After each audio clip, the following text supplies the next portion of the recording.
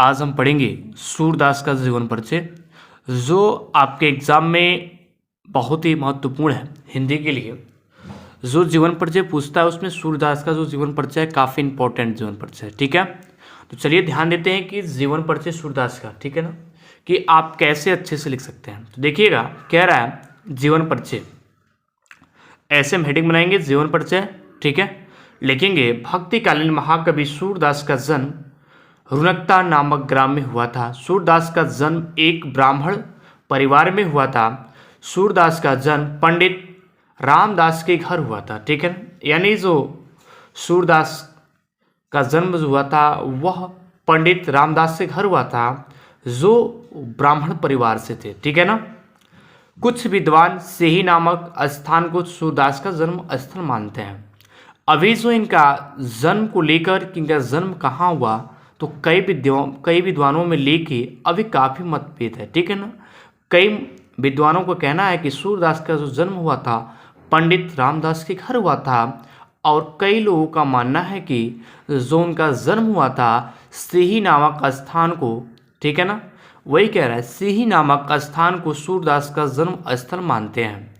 सूरदास जन्म से अंधे थे या नहीं, इस संबंध में विद्वानों में मतभेद है। और सूरदास क्या अंधे थे, ये भी लेकर विद्वानों में काफ़ी मतभेद है। ठीक है ना, कह रहा है फिर से, वे हिंदी भक्त कवियों में शिरोमणि माने जाते हैं। सूरदास जी एक बार वल्लभाचार्य जी के दर्शन के लिए मथुरा गए। ठीक है ना, गौ घाट आए और स्वचरित एक पद गाकर सुनाया, और जो स्वयं एक पद लिखे और वही गाकर सुनाया। तो देखिए क्या कह रहा है, वल्लभाचार्य ने तभी उन्हें अपना शिष्य बना लिया। जब सूरदास जी ने पद को गाकर सुनाया, तभी जो वहाँ के गुरु थे जिनका नाम था वल्लभाचार्य, उन्होंने इनका पद सुन के तुरंत उनको, ठीक है ना, अपना शिष्य बना लिया। ठीक है, फिर कह रहा है तभी उन्होंने अपना शिष्य बना लिया। सूरदास की सच्ची भक्ति और पद रचना की निपुणता देखकर वल्लभाचार्य ने उन्हें श्रीनाथ मंदिर का कीर्तन भार सौंप दिया। तभी से वो मंदिर उनका निवास स्थान बन गया। ठीक है, ये आपके जो दिख रहे हैं, ये यहाँ से हम लोग पढ़ना स्टार्ट किए भक्तिकालीन से लेके और गया तक। ठीक है ना, आप यहाँ तक लर्न कर लेंगे। ये जो है सूरदास का जीवन परिचय है। अब आप लोग के एग्जाम में देता है कि जो इनका जीवन परिचय है तो रचनाएं लिखिए। तो कहता है एक रचनाएं लिखिए, तो उनका रचनाएं आप देख सकते हैं, साहित्य लहरी, शूर सागर या सूर सरावली। ठीक है, ये जो है उनकी रचनाएं हैं।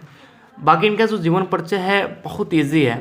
ठीक है, आप इसको अच्छे से लर्न कर लीजिएगा। ठीक है ना, जीवन परिचय, भक्तिकालीन महाकवि सूरदास का जन्म रुनकता नामक ग्राम में हुआ था। सूरदास का जन्म एक ब्राह्मण परिवार में हुआ था। सूरदास का जन्म पंडित रामदास के घर हुआ था। कुछ विद्वान सेही नामक स्थान को सूरदास का जन्म स्थल मानते हैं। सूरदास जन्म से अंधे थे या नहीं, इस संबंध में विद्वानों में मतभेद है। वे हिंदी भक्त कवियों में शिरोमणि माने जाते हैं।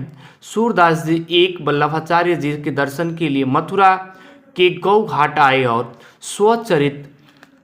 स्वचरित एक पद गाकर सुनाया। वल्लभाचार्य ने तभी उन्हें अपना शिष्य बना लिया। सूरदास की सच्ची भक्ति और पद रचना की निपुणता देखकर वल्लभाचार्य ने उन्हें श्रीनाथ मंदिर का कीर्तन भार सौंप दिया। तभी से वह मंदिर उनका निवास स्थान बन गया। ठीक है, रचनाएं जो इनकी है साहित्य लहरी, सूर सरावली और सूर सागर है। ठीक है,